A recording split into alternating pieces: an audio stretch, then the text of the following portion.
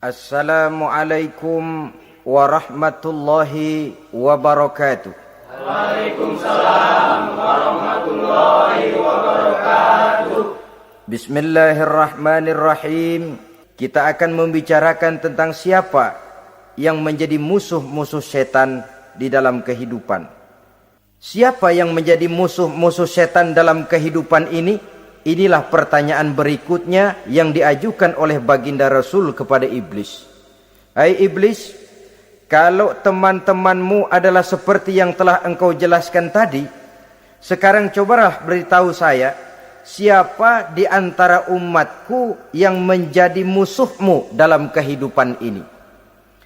Atas pertanyaan ini iblis laknatullah menjawab, ya Rasul, musuh-musuhku di antara umatmu, pertama anta ya Muhammad. Musuhku yang pertama adalah engkau wahai Muhammad. Kenapa iblis mencatat Nabi Muhammad sebagai tokoh nomor satu dalam deretan musuh-musuhnya? Mudah difahami.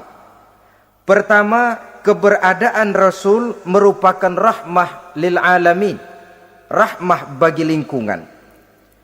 Yang kedua, beliau berfungsi menyelamatkan manusia dari tempat yang gelap gulita, dari tempat kesesatan menuju tempat yang terang benderang, penuh berisi petunjuk dan hidayah dari Allah Subhanahu wa taala.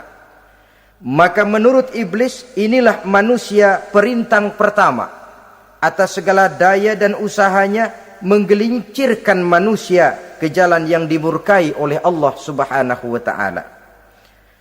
Kalau kita baca sejarah, risalah yang dibawa oleh Nabi Muhammad ini memang merupakan risalah yang membawa rahmah bagi alam sekitarnya. Ada sedikit perbedaan dengan risalah-risalah sebelum beliau. Sepertinya risalah yang dibawa oleh para rasul terdahulu itu mempunyai efek yang langsung pada kehidupan di dunia ini. Nabi Nuh misalnya menyampaikan agama.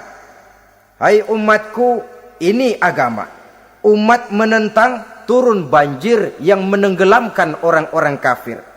Azab diturunkan pada waktu itu juga, pada saat nabinya masih hidup. Jadi azabnya itu jenis cash, kontan. Nabi Soleh, hai umatku, ini agama. Mereka menolak, turun gempa bumi yang amat hebat menggulung orang-orang kufur. Nabi Musa, hai umatku, ini agama.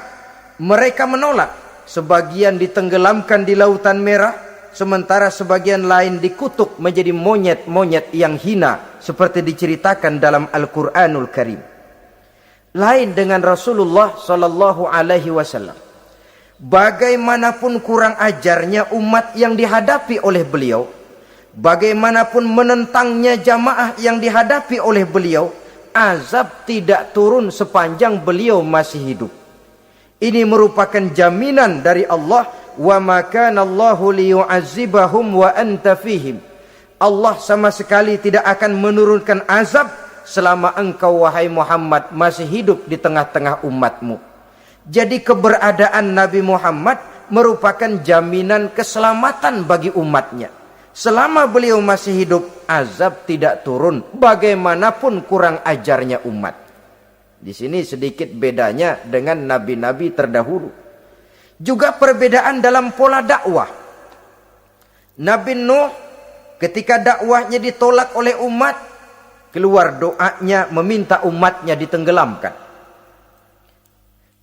Tetapi Nabi kita ketika dilontari batu oleh umat, malah beliau mendoakan umatnya agar memperoleh hidayah. Oleh sikap yang semacam ini, wajar lalu iblis menganggap Nabi Muhammad sebagai musuh ranking pertama. Yang kedua, siapa musuhmu di antara umatku? Yang kedua kata iblis, musuhku Muhammad imamun adil, pemimpin yang adil. Itu yang akan menjadi musuhku di dunia ini. Putus asa iblis menghadapi pemimpin yang adil. Tipu dayanya tidak terkena. Segala tingkah polanya tidak diperturutkan. Imam yang adil, pemimpin yang adil merupakan musuh daripada iblis laknatullah alaih. Apa sebabnya? Karena pemimpin yang adil mempunyai dampak dalam kehidupan di dunia ini. Melindungi orang banyak, menenteramkan orang banyak. Makin aman, tentram, tenang situasi dan kondisi, makin mudah orang melaksanakan ibadah. Makin tekun orang melaksanakan ibadah, makin dekat dia dengan Allah. Makin dekat manusia dengan Allah, makin jauh dia dari iblis. Sebab dua hal ini selalu kontradiktif.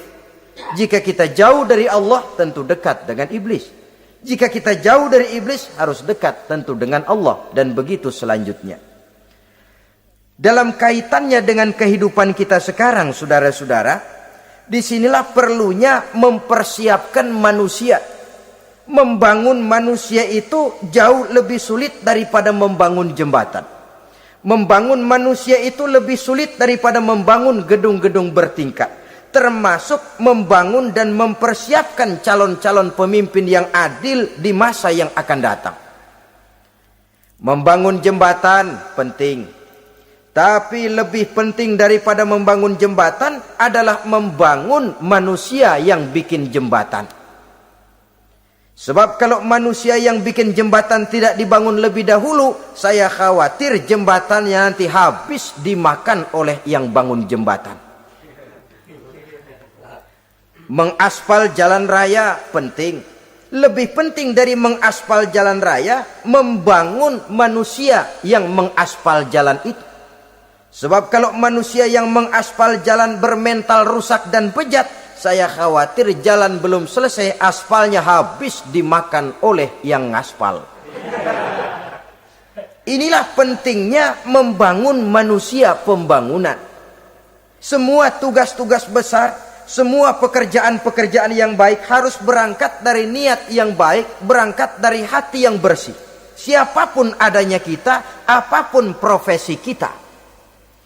Yang jadi kiai, marilah berangkat dari niat yang bersih. Yang jadi mubalik, marilah berangkat dari niat yang bersih. Niatnya itu mau menghidupkan Islam atau mau cari hidup jual Islam. Kalau mau menghidupkan Islam, mari sama-sama kita berjuang. Tapi kalau mau cari hidup untuk dengan menjual Islam, minggir saja daripada nanti bikin malu. Yang mengurus masjid, mari berangkat dari niat yang bersih. Ngurus masjid itu niatnya mau menghidupkan masjid atau mau cari hidup di dalam masjid. Kalau mau menghidupkan masjid, mari. Tapi kalau mau mencari hidup di dalam masjid, tolong minggir saja daripada nanti bikin aib. Yang jadi orang alim, mari berangkat dari niat yang bersih.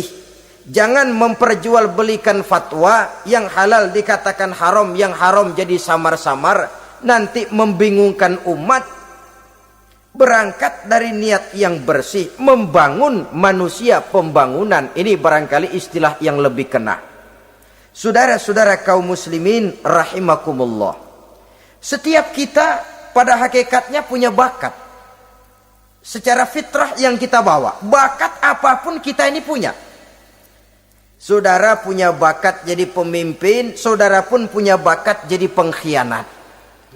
Saudara punya bakat jadi orang soleh, saudara juga punya bakat jadi orang salah. Saudara punya bakat jadi orang besar, saudara pun punya bakat jadi orang hina. Seluruh bakat ada di dalam diri kita. Tinggal nanti pertumbuhannya mana yang lebih subur. Saudara punya sifat berani, saudara pun punya sifat takut. Seberani-beraninya orang mesti ada sifat takutnya. Nanti mana yang tumbuh lebih subur? Kalau takutnya tumbuh lebih subur, dia akan jadi orang penakut. Kalau beraninya yang tumbuh lebih subur, dipupuk oleh lingkungan, pendidikan dan sebagainya, dia akan tumbuh jadi orang pemberani. Oleh karena itu, agama merupakan lingkungan yang subur untuk menumbuhkan benih-benih yang baik yang kita bawa bersamaan dengan lahirnya kita ke alam dunia ini. Setiap kita, saya, saudara, punya bakat jadi pemimpin, punya bakat jadi pengkhianat, punya bakat jadi pengabdi, punya bakat jadi koruptor, punya bakat jadi pemelihara, punya bakat jadi perusak. Tinggal nanti lingkungan pendidikan yang menumbuhkan mana yang tumbuh lebih subur. Kalau lingkungan saudara lingkungan maling, maka sifat pengkhianat akan tumbuh lebih subur. Kalau nanti saudara jadi pemimpin, insya Allah korupsi. Lingkungan yang menumbuhkan sifat mengabdi, sifat berbuat tanpa pamrih, dikalahkan oleh sifat pengkhianat dan korupsi itu yang dibentuk oleh lingkungan, pendidikan, pengalaman dan sebagainya. Oleh karena itu, secara dini agama menanamkan, menyuburkan fitrah-fitrah yang baik yang kita bawa bersamaan dengan hadirnya kita dalam kehidupan ini. Sebab itu seorang penyair bernama Syauqi mengatakan dalam sebaik syairnya, waladatka ummuka ya ibna adam bakian wan nasu haulaka yadhakuna surura. Hai manusia, pada saat kamu dilahirkan kamu menangis dan orang lain di sekelilingmu ketawa. Kakek senyum dapat cucu baru, paman gembira dapat keponakan baru, sementara kita yang lahir menangis. Betul apa benar? Apa ada saudara yang begitu dilahirkan terus nyengir? Saya kira kabur dukunnya itu. Setiap kamu hai manusia lahir dalam keadaan menangis, orang sekelilingmu tertawa. Karena itu katakan kepada mereka yang senyum di sekelilingmu, hai manusia, pada saat saya dilahirkan saya menangis dan kamu semua tertawa. Baik manusia. Tapi nanti pada satu saat harus terjadi kebalikannya. Kalau dikala saya lahir saya menangis dan kau semua senyum, nantilah manusia. Kalau satu saat saya meninggalkan alam dunia ini, saya akan berangkat dengan senyum. Dan kalian semua akan berurai air mata. Kalau perlu dari Sabang sampai Merauke kibar bendera setengah tiang. Kalau perlu. Jangan terbalik, kita mati melotot orang malah gembira. Karena hidup selalu membawa sifat-sifat yang merusak. Inilah orang kedua yang menjadi musuhnya iblis dan beruntung menjadi musuh iblis. Siapa? Imamun adil, pemimpin yang adil. Saudara-saudara kaum muslimin rahimakumullah. Yang ketiga musuh iblis, ghaniyun mutawadhi, orang kaya yang rendah hati, orang kaya yang tidak sombong. Kaya apa saja, baik kaya oleh karena ilmu, orang yang kaya karena ilmu disebut orang alim. Baik kaya karena materi, orang kaya karena materi dinamakan hartawan. Baik kaya karena kedudukan, orang yang kaya karena kedudukan dinamakan pejabat. Orang kaya yang rendah hati itu musuh iblis. Beruntung dia menjadi musuh iblis. Iblis tidak senang ada orang kaya tidak sombong. Tapi iblis paling senang kalau ada orang kaya sombong. Lebih senang lagi iblis kalau ada orang miskin sombong. Masya Allah. Orang kaya sombong, walaupun iblis senang, orang masih bilang pantas saja dia sombong kaya, apaan aja punya. Udah miskin sombong, kira-kira yang disombongin apaan? Dalam segala bentuknya sombong ini Allah tidak senang, tapi iblis senang. Kenapa? Karena sponsor sombong iblis. Kan yang pertama kali sombong iblis toh. Ketika disuruh sujud kepada Nabi Adam, dia nggak mau. Ini kesombongan pertama yang terjadi dalam sejarah. Ketika ditanya kenapa kau tidak mau sujud iblis? Ah, saya kan dibikin dari api, Adam dari tanah. I am the best. Saya lebih hebat daripada iblis, daripada Adam.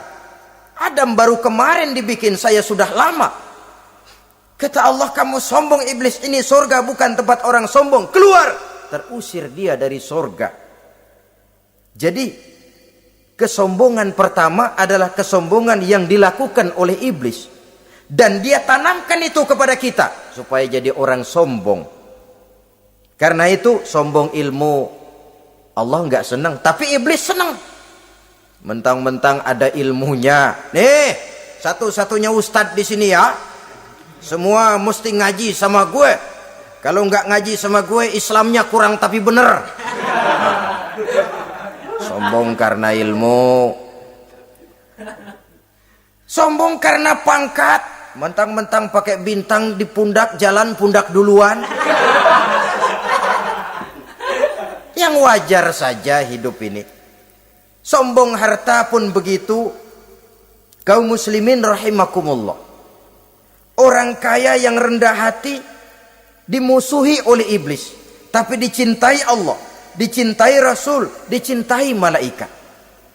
Caranya bagaimana? Kembali kepada satu kesadaran bahwa pada saat terlahir ke alam dunia ini tidak ada yang pernah kita bawa. Kalau sekarang kita punya rumah, punya kebun, punya kendaraan, punya pabrik, punya segala macam benda, apa itu? Titipan. Pada suatu saat akan diambil kembali oleh yang menitipnya. Kalau titipan itu pandai kita jaga, pandai kita syukuri, titipan akan makin banyak. Sama juga kita dalam kehidupan.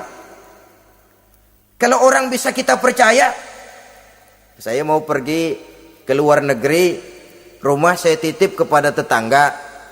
Saya pulang dari luar negeri, isi rumah tetap tidak berkurang, malah dibersihi, malah disapu, dihilangkan kotorannya. Tentu bukan main syukur saya, girang saya. Akan bertambah kepercayaan saya untuk menitipkan apa saja. Ini makna la in syakartum la azidannakum wa la in kafartum inna azabi lasyadid. Kalau kamu pandai bersyukur, aku tambah nikmat. Tapi kalau kamu ingkar, azabku teramat pedih. Artinya apa? Nikmat bisa berubah menjadi azab kalau kita tidak pandai mensyukurinya. Ma'asyiral muslimin rahimakumullah, orang yang kaya ilmu lalu rendah hati, tidak selalu ingin menonjolkan diri. Ini kadang-kadang yang tanggung ini yang bikin berabe. Alim bener enggak, geblek bener juga enggak. Yang sedikit-sedikit mau nonjolin diri. Kalau enggak jadi imam enggak mau ke masjid. Enggak jadi imam enggak mau ke musola. Pokoknya kalau enggak jadi imam marahan sama musola. Macam mana? Saudara-saudara kaum muslimin, rendah hati. Tidak selalu ingin menonjolkan, sebab orang yang selalu ingin menonjolkan dirinya biasanya orang yang kekurangan kepercayaan kepada kemampuan dirinya sendiri. Dia selalu ingin dinomorsatukan. Dia selalu ingin ditempatkan pada ranking teratas. Dia tidak percaya diri. Orang yang percaya diri dapat bersikap wajar dalam kehidupan. Begitu juga kaya karena harta, dengan menyadari bahwa harta bagaimanapun banyaknya titipan dari Allah. Pada suatu saat akan kembali, dia harus dimanfaatkan sesuai dengan kehendak yang menitipnya. Begitu juga kaya oleh karena pangkat, kedudukan dan jabatan. Pada suatu saat jabatan itu akan hilang dari diri kita. Karenanya sering saya jelaskan bahwa pangkat di dunia ini yang paling tinggi pensiun. Titel yang paling akhir almarhum. Saudara setuju atau tidak, titel itu akan saudara dapat. Bagaimanapun kita cinta kepada pangkat, kedudukan, entah pada akhirnya satu saat akan sampai kepada posisi yang namanya pensiun. Kalau sadarlah kita kepada pemikiran ke arah sana, maka untuk mencapai kekayaan, baik kekayaan harta, kekayaan kedudukan, tidak lalu menghalalkan segala cara untuk mencapai tujuan, tapi dibatasi oleh norma dan kaedah yang harus dia taati, baik kaedah agama maupun kaedah bernegara. Inilah orang ketiga yang menjadi musuhnya iblis, orang kaya yang rendah hati, orang kaya yang tidak sombong. Yang keempat, saudara-saudara, tajirun shadiq, pedagang, pengusaha yang jujur. Iblis gedek betul, benci bukan main sama pengusaha, sama pedagang yang jujur, yang tidak ngurangi timbangan, tidak nipu pembeli, tidak barang yang jelek dibilang bagus, atau yang bagus di atas, yang jelek di bawah, atau dicampur yang baik dengan yang jelek supaya kelihatan semuanya jadi baik. Semua orang ingin untung, tidak ada kecuali siapapun orangnya, dan itu wajar. Setiap manusia ingin mendapat keuntungan, kalau perlu dengan modal minimal mencapai keuntungan maksimal, seperti yang diajarkan oleh teori ekonomi. Itu kan yang namanya produktif kan. Satu usaha dinamakan produktif, bagaimana kita mengeluarkan modal minimal bisa mencapai keuntungan maksimal. Silakan. Bahwa manusia ingin untung itu insting, naluri, fitrah. Tidak ada orang yang mau rugi. Tapi cara mencapai keuntungan itu yang membedakan antara seorang muslim dengan yang bukan muslim. Sudah pernah saya sampaikan, apabila kaum pengusaha, para pedagang sudah dijangkiti penyakit yang tidak jujur, yang akan timbul adalah kekacauan ekonomi. Kekacauan ekonomi bisa menimbulkan revolusi sosial, dan revolusi sosial merupakan kiamat satu generasi. Semua kericuhan hampir bermuara dari perut, dan itu ekonomi. Orang nodong perut, orang korupsi perut. Ya walaupun korupsi kalau sudah kelas kakap tidak lagi sekedar urusan perut. Ya perut apa yang diurusin kalau korupsinya miliaran itu? Perut jin barangkali. Saudara-saudara kaum muslimin rahimakumullah. Oleh karena itu, pedagang yang jujur, pengusaha yang jujur, ini merupakan musuh iblis. Iblis tidak senang kalau ada pengusaha yang jujur. Iblis tidak senang kalau ada pedagang yang jujur. Tapi iblis akan tepuk tangan kalau pedagang sudah selingkuh, kalau pengusaha sudah nipu. Ada orang bilang, sekarang mah kalau jujur-jujur bener nggak makan apa-apa dong kita. Sebab katanya jangan lagi nyari yang halal, sekarang ini yang haram aja seret. Rupanya sering masang undian nggak pernah kena. Lalu bilang jangan yang halal, yang haram aja nggak kena-kena katanya. Sebenarnya bukan itu masalahnya, saudara-saudara. Bukan itu masalahnya. Masalahnya ialah bahwa kejujuran membawa keberkahan. Ini kalau kita berpikir dengan kacamata agama. Keberkahan merupakan sumber ketenangan. Dan ketenangan ini tidak bisa dibeli dengan materi yang bagaimanapun banyaknya. Walaupun kita punya percetakan duit, ketenangan itu nggak bisa dibeli. Jangankan cuma punya duit banyak, percetakan duit saudara punya, mau membeli ketenangan yang berasal dari keberkahan, sulit. Jadi kejujuran membawa keberkahan, keberkahan membawa ketenangan. Jangan macam dulu tukang sol sepatu. Ditanya oleh temannya, "Bang, ngesol satu hari dapat berapa?" 200 rupiah. Sembayang enggak? Enggak. Islam? Islam, kalau Islam mah. Kata temannya, sembayang dah, kali aja besok dapat rezeki lebih banyak. Yang benar, iya. Sebab kalau orang sholat itu Allah dekat, nanti rezekinya ditambah. Beneran? Bener. Subuh sembayang dia.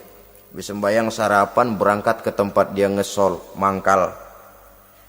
Dari pagi sampai jam 11 belum ada juga yang ngesol. Mulai bimbang hatinya.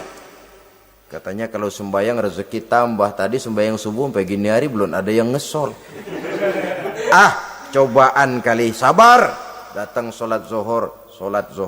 Habis zohor nunggu lagi, belum juga ada yang datang ngesol. Udah mau pulang hampir maghrib, baru datang satu orang, dan ini sendal jepit putus.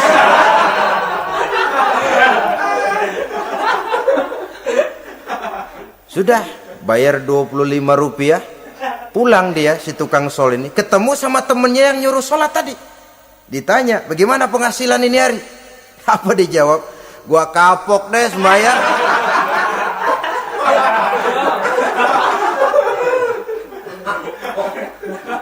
Kemarin nggak sembahyang dapat 200, sekarang begitu sembahyang jigo.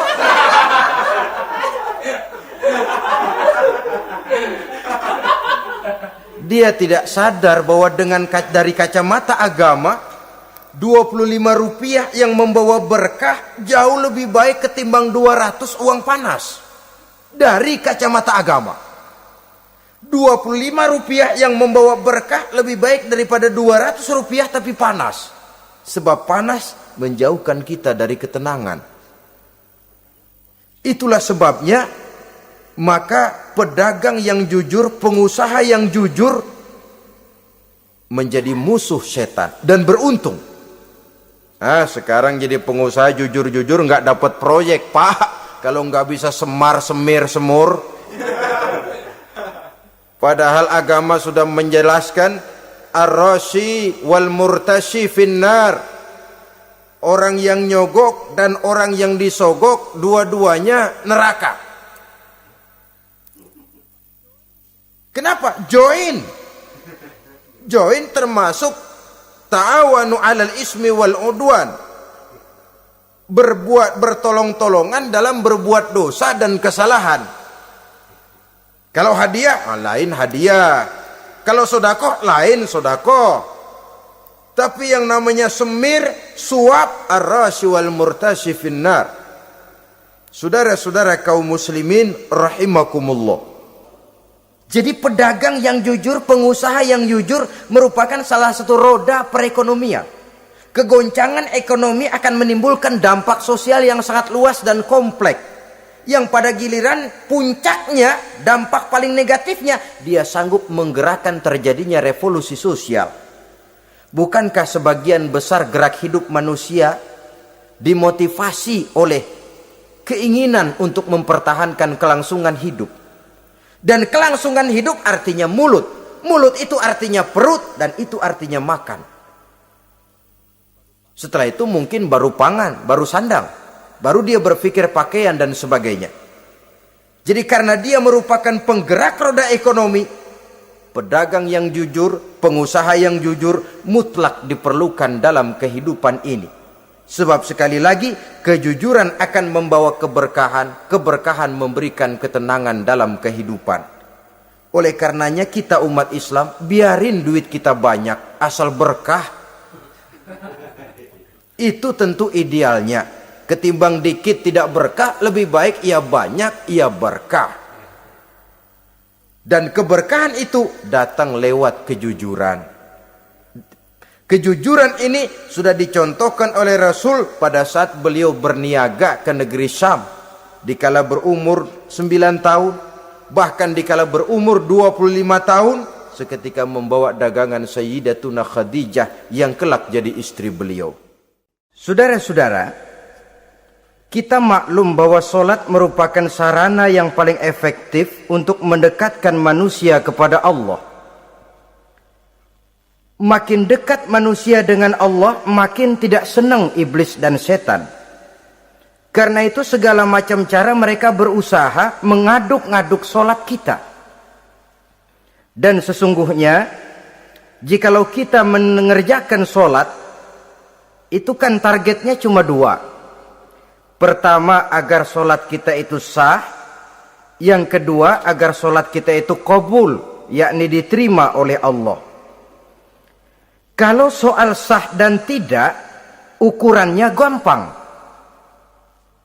Saya kalau ditanya orang, Pak, solat saya sah atau tidak? Saya bisa jawab. Saudara, solatnya syarat rukunnya cukup apa tidak? Cukup, sah. Itu kalau perkara sah.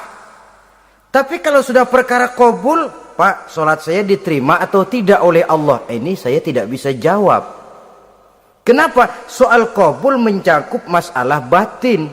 Cuma ukuran logikanya, kalau syarat rukun cukup, insya Allah qabul. Saudara-saudara kaum muslimin rahimakumullah. Oleh karenanya, pada saat kita solat, iblis, setan datang dari segala macam penjuru supaya kita kehilangan rasa khusyuk. Apalagi kalau kita jadi imam yang gerak kita, bacaan kita dilihat, didengar, disaksikan oleh orang banyak. Digodanya gerakan kita, dibolak-baliknya hati kita supaya Di dalam sholat itu banyak yang kita ingat, hal-hal yang tidak ada hubungannya dengan sholat. Kadang-kadang belum sholat kita ribut nyari pulpen, nggak ketemu. Begitu takbir ingat pulpen di atas lemari, mulai goncang lagi niat kita sholat. Kadang-kadang kalau hati tidak bisa dipermainkan, iblis berbisik lagi. Gerakan kita dalam sholat tidak mencerminkan kekhusyuan. Kalau gerak juga ternyata masih bisa khusyuk. Bacaan kita dibuatnya kita seperti dikejar-kejar waktu. Sholat isya misalnya dengan cara kilat khusus, super singkat. Saya katakan tadi, apalagi kalau kita jadi imam, iblis mudah mendatangkan penyakit riya. Karena mengimami orang banyak, lalu supaya dikira alim, dibuatlah sholatnya itu mantep-mantep. Surahnya dicari yang panjang-panjang, paling pendek sabihis sama wadduha. Tapi kalau sudah sholat sendirian, cukup inna a'toinakal kautsar sama kul huwallahu ahad.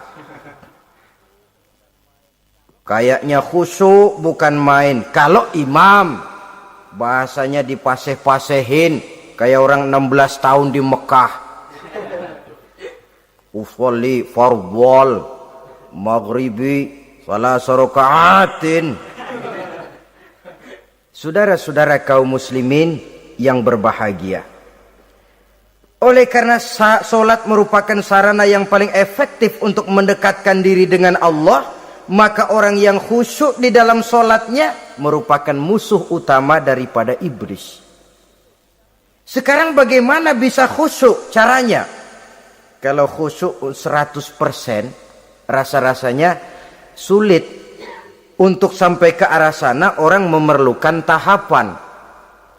Kepada Imam Ali karramallahu wajhah, baginda Nabi pernah memberikan satu tes. Ali, saya ya Rasul, kalau kau bisa sholat 2 rakaat saja dengan khusyuk, aku kasih hadiah sorban. Baik ya Rasul. Sembayang Imam Ali 2 rakaat, selesai sholat, assalamualaikum wassalamualaikum. Rasul bertanya, yang mana sorbannya Li?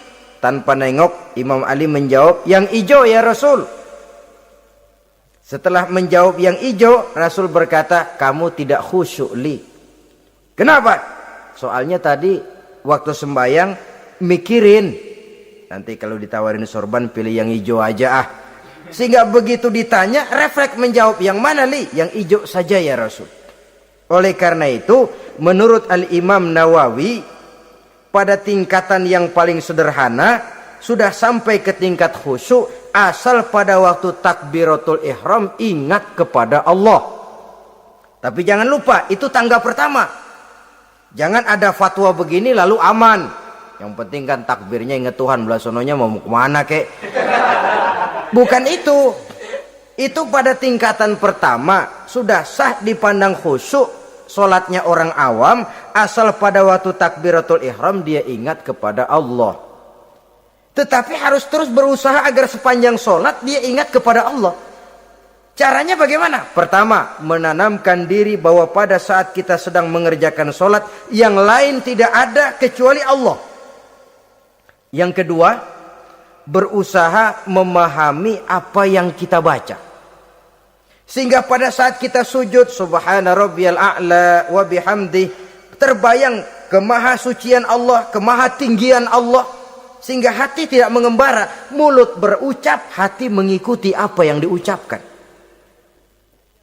Yang kadang-kadang membuat hati kita jalan-jalan, badan di masjid, badan takbir, badan ruku, tapi hati di pasar, hati di kantor, hati di pabrik. Karena yang kita ucapkan tidak berakar di hati. Yang kita baca kita nggak tahu artinya. Sangat boleh jadi hati lalu mengembara kemana-mana.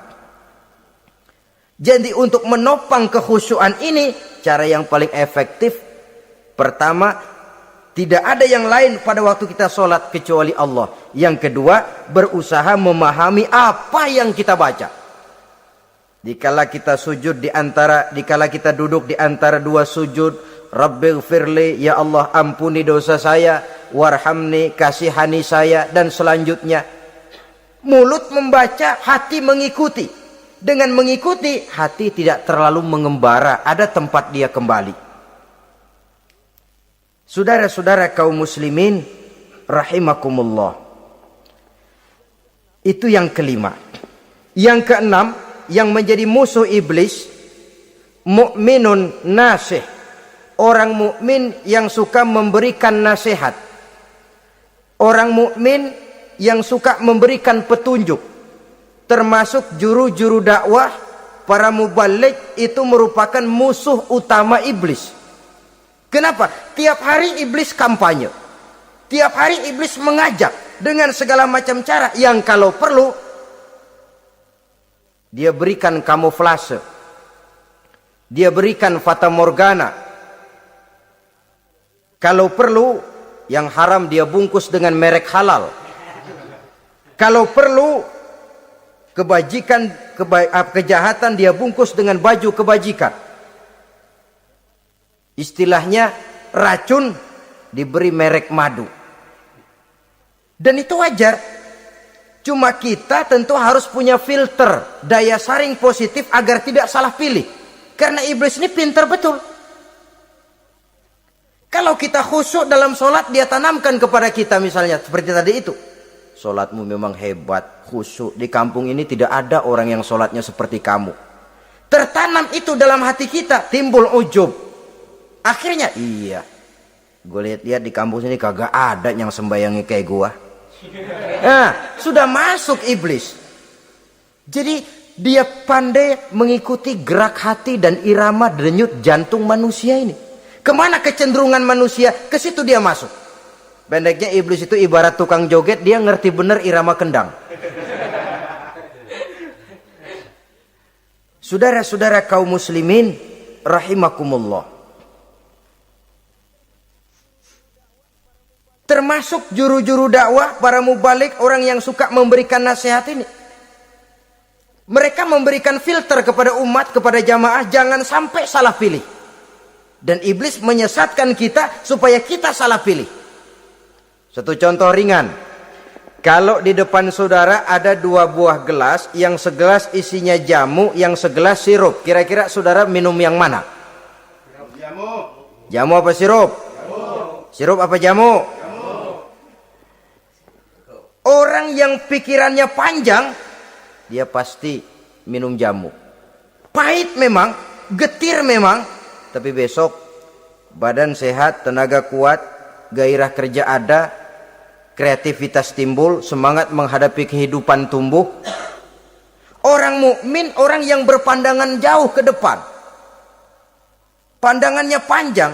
Panjang kemana? Tidak cuma ke dunia, sampai juga dia memandang ke alam barzakh, ke akhirat. Sholat itu jamu, pahit. Ngaji, hadir di majelis taklim itu jamu, pahit. Sedekah jamu, pahit. Mengeluarkan uang untuk kepentingan orang lain, enak aja minta sumbangan, datang-datang yang nyari peres keringat banding tulang gue, lu datang-datang mau minta. Yang enak ngumpulin harta lalu bakhil bin pelit alias medit. Itu jamu. Saudara hadirin yang saya muliakan, sedekah jamu pahit, puasa jamu pahit, jihad jamu pahit. Tapi nanti begitu kita meninggalkan dunia, masuk ke alam barzakh, apalagi pindah ke akhirat, baru terasa, aduh, nikmatnya dulu kemarin itu minum jamu, sekarang badan sehat, tenaga kuat, kerja semangat. Nikmatnya dulu saya waktu di dunia sholat, rajin ngaji, suka sodako, suka menolong orang. Sekarang terasa manfaatnya. Begitu saya berada di alam barzakh, apalagi sudah dibangkitkan di padang mahsyar di akhirat nanti, terasa seluruh kebajikan yang saya kerjakan. Nah, orang yang berpikir jangka pendek, cuma ngelihat yang ada di depan hidungnya saja, ngapain minum jamu getir, sirup nih, manis. Dia minum, dia ambil sirup, minum, manis memang pada waktu minum, tapi besok bibir jontor. Meninggalkan perintah Allah, sirup itu. manis. Tidak sholat, manis. Tidak bayar zakat, sirup, manis. Tidak mau puasa, sirup, manis. Manis sekarang. Tapi nanti besok begitu masuk ke alam barzah, begitu dibangkitkan di padang mahsyar di akhirat nanti, merintih kita menahan penyesalan yang sudah tidak ada artinya lagi. Sampai-sampai penduduk mahsyar itu ada yang berkata, diceritakan dalam Quran, ya laitani kuntu turaba, wahai celaka, kenapa kita enggak jadi tanah saja. Menyesali kejadiannya. Andai kata mereka bisa kembali ke hidup di dunia lagi, mereka akan minta kejadian yang kedua untuk berbuat baik. Tapi tentu sudah penyesalan yang tidak ada gunanya lagi. Maka saudara-saudara, emang cuman jalan duluan kecebur di sumur yang nyesel duluan. Ada orang jalan, yang paling depan kecebur di sumur, itu tuh gue nyesel duluan katanya. Nyesel duluan. Yang lain mesti nyeselnya belakangan. Saudara hadirin yang saya muliakan.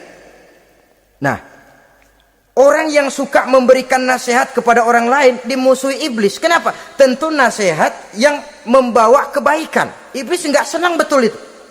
Kita nasihatin teman, udah berhenti dah, jangan pada mabuk lagi. Iblis gergetan bener. Ini orang dilarang lagi. Kita nasihati teman, udah jangan masang-masang lagi dah, nggak bakalan kena, dikebohongin. Nggak ada orang jadi kaya masang judi, bangkrut malah loh. Ini kan termasuk tipu daya iblis, judi dinamain sumbangan. Itu sama saja itu, madu, racun mereknya madu. Judi dinamain sumbangan. Kalau Kang Beca pada nyumbang. Kayak orang kaya lagunya.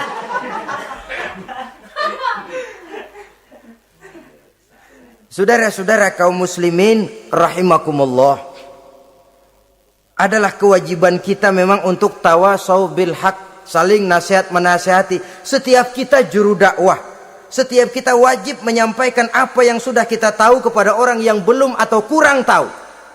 Saudara yang bisa bismillah wajib mendakwahkan bismillah itu kepada orang yang belum tahu bismillah. Saudara bisa Fatihah harus menyampaikan itu kepada orang yang belum bisa Fatihah. Persetan dengan orang lain. Apalagi yang cuma kerjanya ngeritik saja, lu baru bisa Fatihah doang udah ngajar. Biar aja yang diajarin gak bisa Fatihah kok. Apa masalahnya pemerataan di bidang keilmuan? Sebab memang biasa penonton itu selalu lebih pandai menilai, kayaknya lebih pintar dari yang main. Sama saja orang nonton bola ngomel melulu, padahal dia sendiri belum tentu bisa main. Dengerin orang pidato pun begitu, monten bisa. Wah, kalau dia yang pidato 1 jam kayak semenit. Tapi kalau si Ano tuh kita udah pegel belum juga mau berhenti. Monten bisa, coba dia suruh pidato udah 1/4 jam masih ama ba'du. Apa mau dibilang ama ba'du?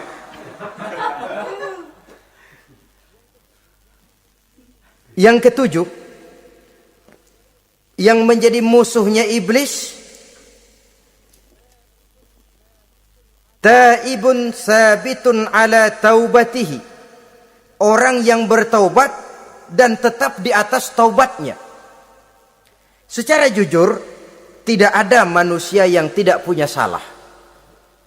Dan orang yang baik memang bukan orang yang tidak punya salah. Karena tidak ada orang yang tidak punya salah. Orang yang baik adalah orang yang apabila melakukan kesalahan dia segera sadar, dijadikannya itu sebagai pelajaran untuk tidak diulanginya lagi pada masa yang akan datang. Biasanya kita menghakimi orang pintar, kita nggak merasa bahwa kita juga punya kesalahan. Kalau kita ngelihat maling ayam kita teriak, padahal kita nyolong kambing. Lebih besar dari si maling ayam, merasa diri lebih benar dari yang lain, padahal kita lebih kotor dan lebih jelek. Hilang sifat introspeksinya. Yang kita musuhi, yang kita caci maki, tahu-tahu kita sendiri yang melakukannya. Saudara-saudara kaum muslimin, orang yang bertaubat dan tetap dalam taubatnya stabil, itu musuh iblis. Apa ada orang yang taubatnya nggak tetap? Ada, yang istilah kita taubat sambal namanya.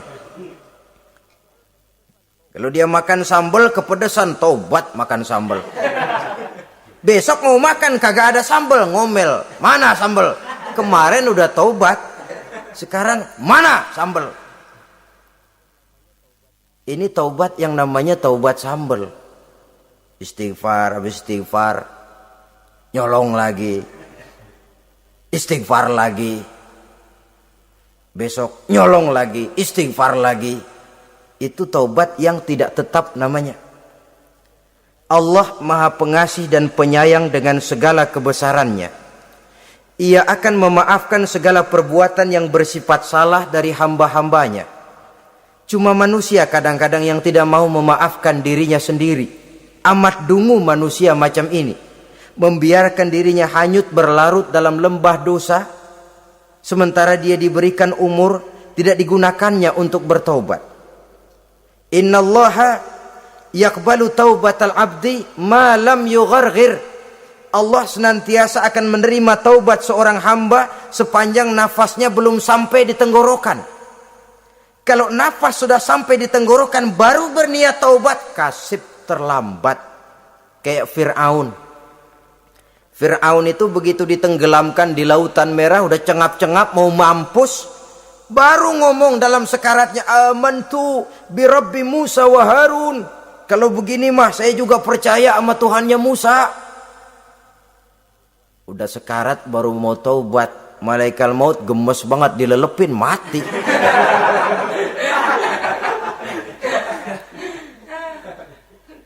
Nah, kepada adik-adik remaja, biasanya kalau sudah bicara taubat, pikiran kita, taubat mau urusan 70 tahun ke atas. Kita masih lama ini. Sebenarnya tidak. Masalah taubat adalah masalah salah dan dosa. Masalah salah dan dosa adalah masalah manusia. Sejak dia akil balik sampai ajal datang merenggut nyawa. Hidup ini tidak selalu berjalan mulus. Hidup ini tidak selalu berjalan di atas kertas putih. Kadang kita tersilap, kadang kita tersalah, kadang situasi dan kondisi menyebabkan kita berbuat lain dari yang seharusnya. Itu kehidupan, silih berganti. Oleh karenanya pesan Nabi, wa'at bi'is sayyi'atal hasanah, perbuatan salah ikuti dengan kebajikan, dosa iringi dengan taubat. Jangan nunggu, saya untuk taubat takut nanti bikin lagi. Nah, ini namanya punya harapan mau bikin lagi. Nanti aja dah kalau tua-tuaan. Saudara, kalau dosa itu ditumpuk, itu sama saja kotoran yang menodai hati. Kalau kotoran gak rajin kita bersihin, dia akan berkarat.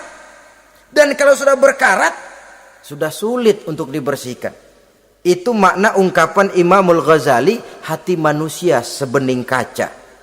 Lapisan dosa yang dia kerjakan adalah debu yang menutupi jernihnya kaca.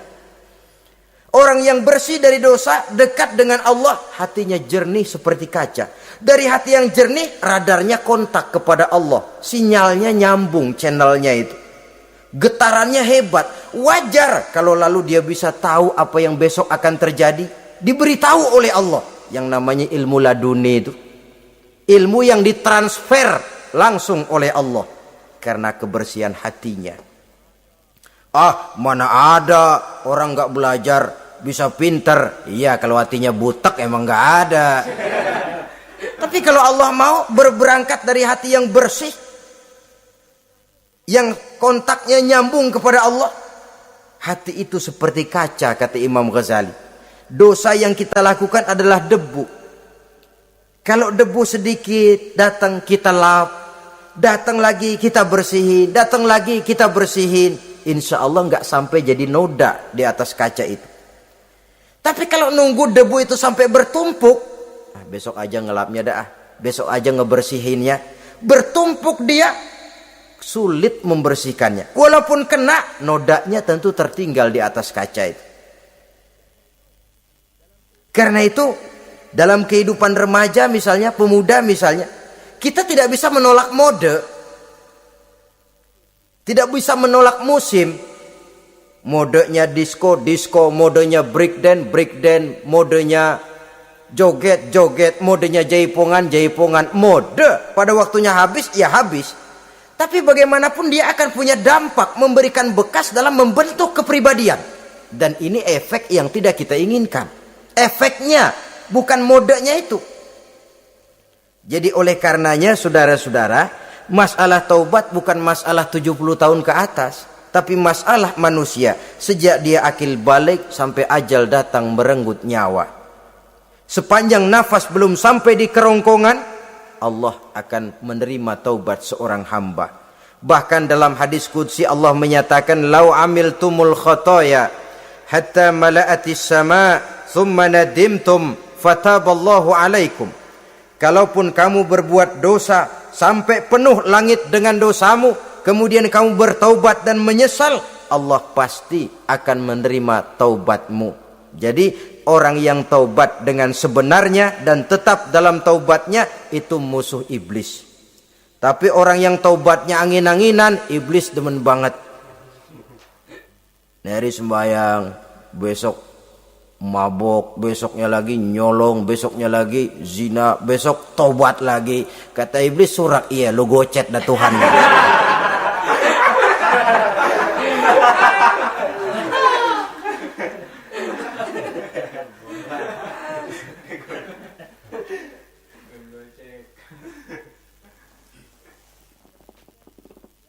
Selanjutnya, yang ke-8, musuh iblis, musuh setan, mu'minun yudawi mu'alat taharah.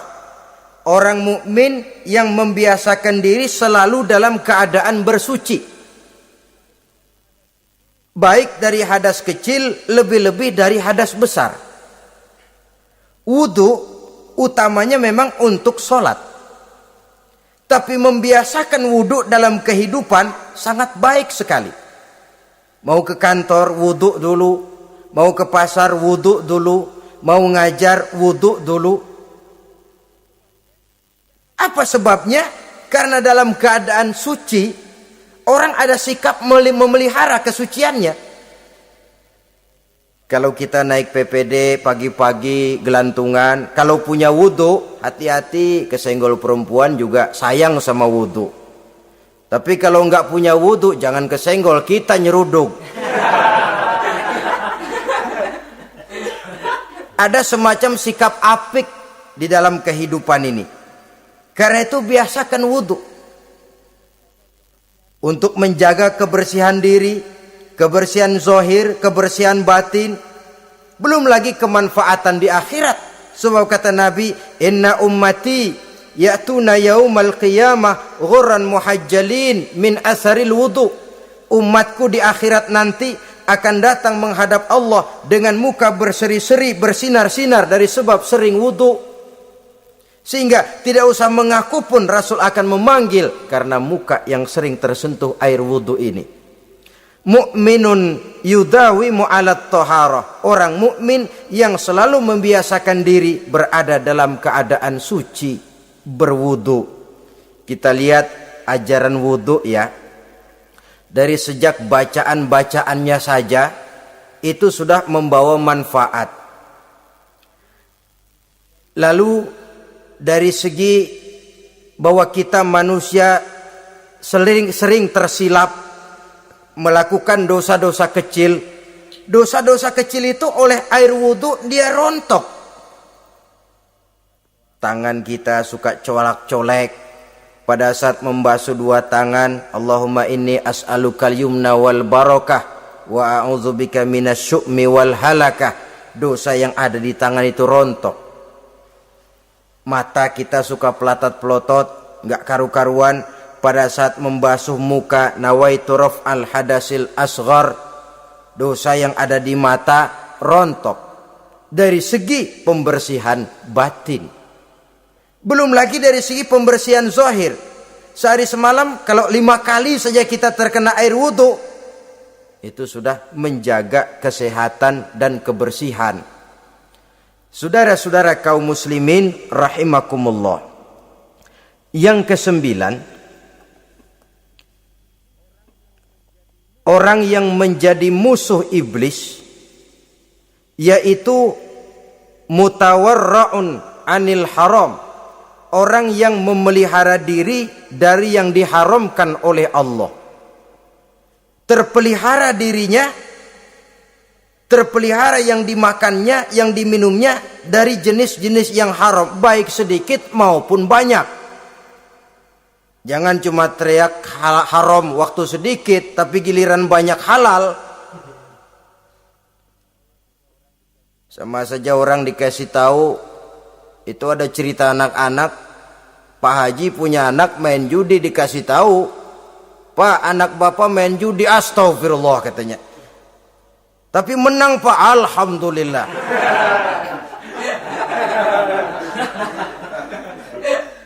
Ini kan sama saja, giliran sedikit dibilang haram karena dia nggak dapat jatah, begitu dapat banyak dan dia kecipratan jadi halal. Yang sedikit haram, banyaknya pun juga haram. Yang banyaknya haram, sedikitnya juga haram. Ada orang bilang minuman keras kalau nggak mabokkan nggak haram. Yang memabokkan banyaknya, sedikitnya tetap saja haram. Ma askaro kasiruhu faqaliluhu haramun. Apa yang banyak menyebabkan jadi mabuk, sedikitnya pun juga haram. Saudara-saudara kaum muslimin, yang ke-10 yang terakhir, musuh daripada iblis ialah mukminun rahimun, orang mukmin yang berhati pengasih, orang mukmin yang suka menyambung silaturahmi, orang mukmin yang tidak suka bertengkar, orang mukmin yang tidak suka marah-marahan. Kalaupun terpaksa marah, tidak lebih daripada 3 hari. Jadi boleh saja marah kalau alasannya tepat, tapi nggak lebih dari 3 hari. Kalau perlu bikin perjanjian, kita marah ya 3 hari. Itu limit, tidak halal kata Nabi bagi seorang muslim menjauhi saudaranya lebih dari 3 hari. Tidak halal itu artinya haram. Kita ini kadang-kadang kalau sudah marahan sama tetangga kah, sama teman kah, kadang-kadang suka berlaku perpanjangan waktu. Tidak cukup perpanjangan waktu, ditambah lagi perpanjangan generasi. Enggak cukup kita yang marah, orang lain kita sundut-sundut supaya ngikut marah lagi. Marah pakai ngundang. Kayak mafia lagunya, udah dia marah, orang lain lagi disuruh marah. Saudara hadirin yang saya muliakan, mukmin yang punya sifat belas kasih, berhati jernih, itu musuh utama dari iblis. Tapi mukmin yang suka marah-marahan, tukang hasut dan tukang bakar, itu teman-teman iblis. Oleh karena itu, mudah-mudahan kita semua menjadi musuh iblis.